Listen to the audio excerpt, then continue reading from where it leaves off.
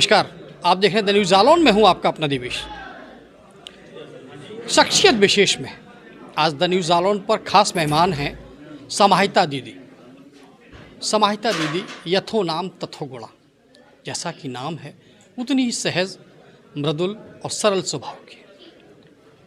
संकीर्तन करती हैं, कथा करती हैं, प्रवचन करती हैं और अध्यात्म के बारे में लोगों को जानकारियाँ देती हैं। साथ ही कुछ भटके हुए जो युवा हैं उनको राह पर लाने के लिए भी सत्संग के मार्ग का वो एक राह दिखाती हैं।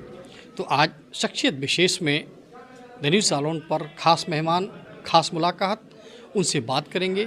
साथ ही कुछ राजनीतिक बातें भी उनसे करेंगे, क्योंकि इस समय राजनीतिक माहौल भी थोड़ा सा गर्म है, उस पर लेकर चर्चा करेंगे। और आगामी लोकसभा चुनाव भी 2024 में हैं, उसको लेकर भी थोड़ी थोड़ी बात उनसे करेंगे। तो चलिए शुरुआत करते हैं सीधी समाहिता दीदी से। जय श्री राम। सबसे पहले तो हम ये जानना चाहेंगे, कुछ अपने बारे में बताइए हमारे दर्शकों को। सभी को जय श्री राम। मैं साध्वी समाहिता, परम पूज्य दीदी माँ, जिनका नाम सभी जानते हैं, किसी परिचय की मोहताज नहीं है। परम पूज्य दीदी माँ साध्वी रीतम्बरा जी की शिष्या हूँ और उनसे दीक्षित हुई 2011 में। उसके बाद से लेकर लगातार मैंने अपने देश में लगभग 19 राज्यों में श्रीमद् भागवत कथा, श्री राम कथा, श्रीमद् देवी भागवत कथा, शिव महापुराण की कथा कर चुकी हूँ।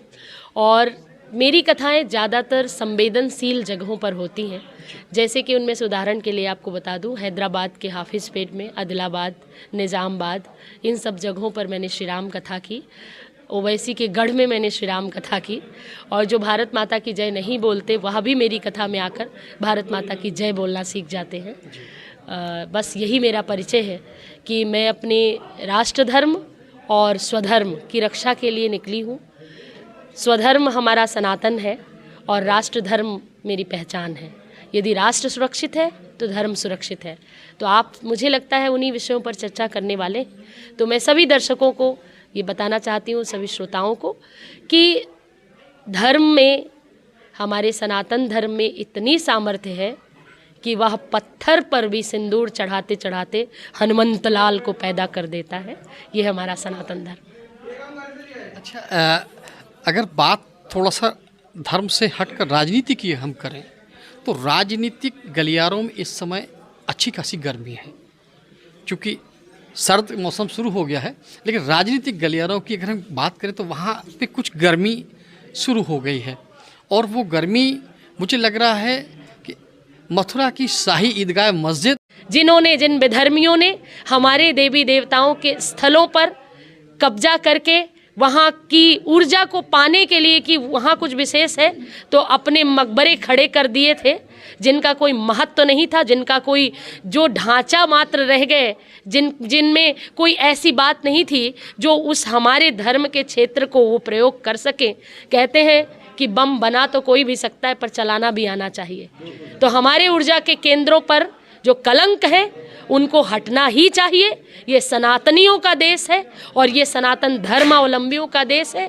हमारा राष्ट्र सुरक्षित रहेगा तो धर्म सुरक्षित रहेगा, और धर्मो रक्षित रक्षिता। मेरी परम पूज्य दीदी माँ जी ने आज के 30 साल 32 साल पहले जो आंदोलन किया था 1990, 91, 92 में, उस आंदोलन की पूर्णता का उत्सव, महोत्सव हम सब मना रहे हैं।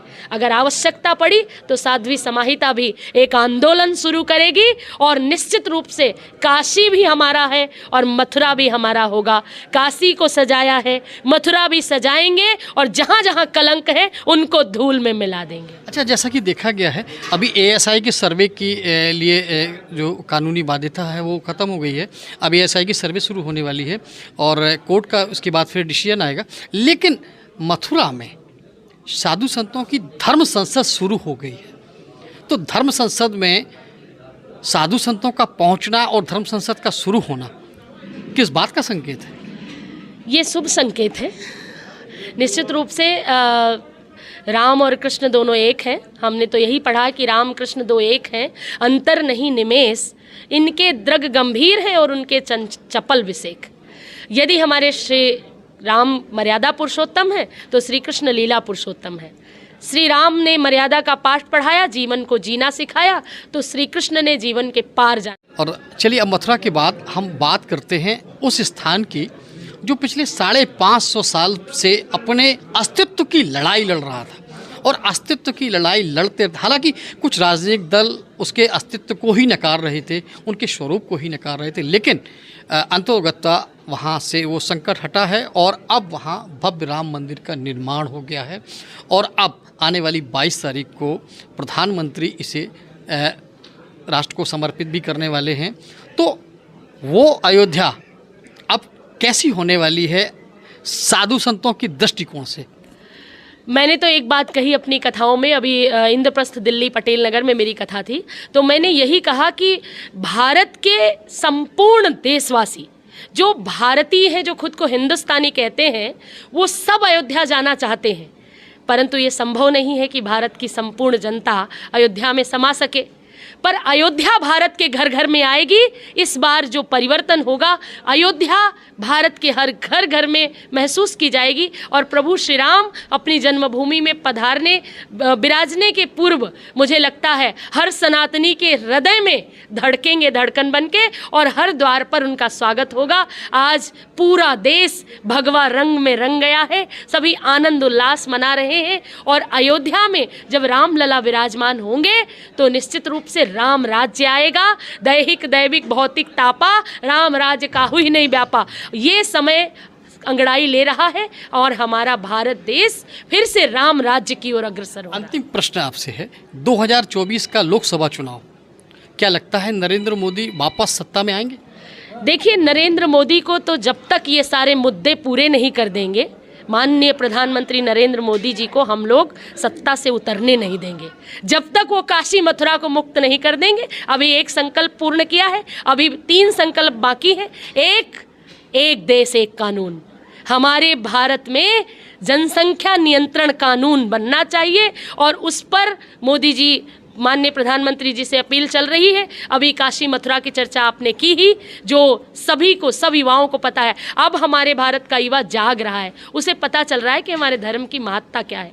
पूरे विश्व के समस्त देश हमारे भारत की ओर टकटकी लगाए देख रहे हैं। वर्ल्ड के सारे बड़े आला अधिकारी, सारे आला कमान संभालने वाले हमारे भारत में आना चाहते हैं। माननीय प्रधानमंत्री जी के पास संदेश आए हैं कि हमें भी बुलाइए, हमें भी अवसर दीजिए। तो इसीलिए हमारे भारत के लोगों को बाद में, क्योंकि अयोध्या तो हमारी है, हमारी अपनी है, राम हमारे हैं, जो हमारे राम के बारे में जानना चाहते हैं वो लोग आएंगे और वो भव्य दिव्य दर्शन करेंगे। जब बात आपने की थी कि लोगों ने प्रश्न चिन्ह उठाए थे कि राम कहाँ है, राम कहाँ से आए, राम का जन्म हुआ, इसका प्रमाण क्या है, तो मैंने वापी की धर्मसभा में कहा था कि राम मेरी आन मेरी शान मेरा प्राण है।